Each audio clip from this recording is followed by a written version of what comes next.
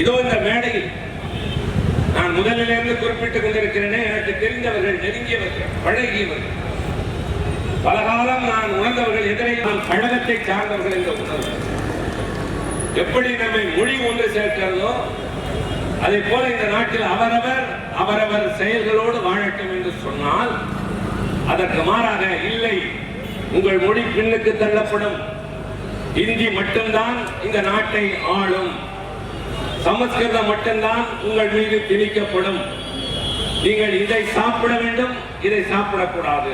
இதையெல்லாம் சொல்வதற்கு ஒரு அரசாங்கம் என்றால் மக்களுடைய உரிமைகள் என்ன, மக்களுடைய சுதந்திரம் என்ன ஆவது, எங்கள் தனித்தன்மை என்ன ஆவது என்ற கேள்வி பல பேருக்கு எழுந்தாக வேண்டும். இது வேலூரில் வாழ்கிற எல்லோருக்கும் தெரிந்திருக்க வாய்ப்பு இல்லை.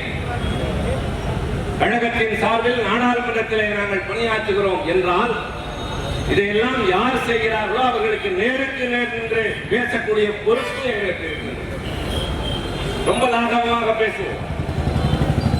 நாங்கள் பேசி முடிந்து வெளியே வருகிற போது ஆளுங்கட்சியினர் சொல்வார்கள், எங்களைத்தான் விமர்சித்து பேசினீர்கள், ஆனால் கேட்பதற்கு சுவையாக இருந்தது என்றுதான் சொல்வார்கள். வலிக்காமல் கருத்துக்களை சொல்கிற பாங்கு கழகத்தில் அண்ணா அறிவாலயத்தில் வளர்கிறவர்களுக்கு மட்டும்தான்.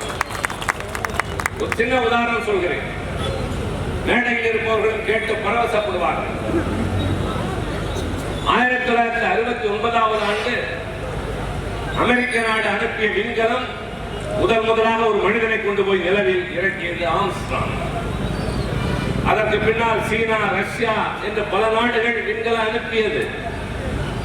ஆனால் ரொம்ப காலத்திற்கு பின்னால் நிலவிலே தண்ணீர் இருக்கிறது என்று கண்டுபிடித்த விண்கலம் இந்தியா அனுப்பிய விண்கலம்.